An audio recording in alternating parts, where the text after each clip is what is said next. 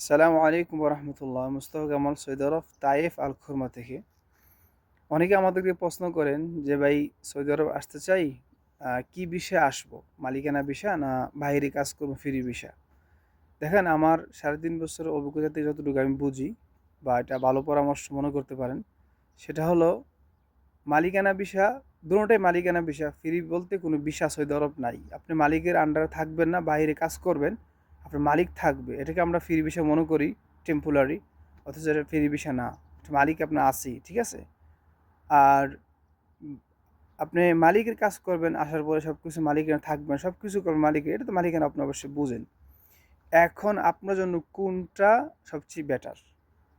Better হলো, শুনেন, আপনি যদি কয়েকটা কাজ জানেন, যেমন আপনার কারেন্টের কাম, টাইসের কাম, রঙের কাম, এক দূরে কাজ জানেন, আপনার স্কিল আছে কাজের, আপনার জন্য বাইরে কাজ করবেন, মালিকের বছরে ফায়দা দিয়া, ওই বিষয় আপনার জন্য অনেক ভালো।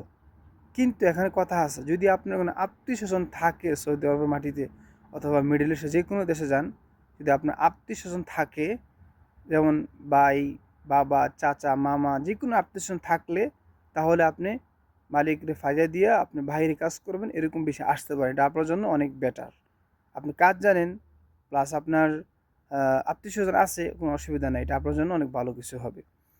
আর কারা মালিকানা বিষয় আসবেন এবং ফ্রি বিষয় আসবেন না, ঠিক আছে, বাইরে কাজ করার বিষয় আসবেন না, যাদের কাজের স্কিল একবারই কম, একটা পারেন বা পারেনি না, ঠিক আছে, আর আপনার কোনো আত্মীয় স্বজন এখন নাই প্রবাসে, আপনার কোনো আত্মীয় স্বজন নাই, আপনি কোনোখানে যায় 1 দিন 2 দিন কাজ না থাকলে আপনি থাকতে পারবেন না। আপনি যেহেতু বাইরে কাজ করবেন, তাহলে তো আপনার এরকম সময় হয়ে গেছে, আপনি 1 মাস কোনো কাজই পাবেন না। তখন আপনি কোথায় থাকবেন, কিভাবে খাবেন? আত্মীয় স্বজন থাকলে তো আপনি আত্মীয় স্বজন কাছে যাইতে পারবেন, তাদের সাথে আপনি কিছু সময় কাটাতে পারবেন, ঠিক আছে? এই জন্য যাদের আত্মীয় স্বজন নাই, আপনার কাজের স্কিল একবারে কম, আপনি দয়া করে মালিকানা বিষয়, ডাইরেক্ট মালিকানা বিষয় আসবেন। আসার পরে মালিক আপনার থাকার একটা জায়গা দিবে, খাওয়ার একটা ব্যবস্থা করে দিবে, বেতন কম বেশি যাই হোক দিবে, আপনার কোনো টেনশন করা লাগবে না।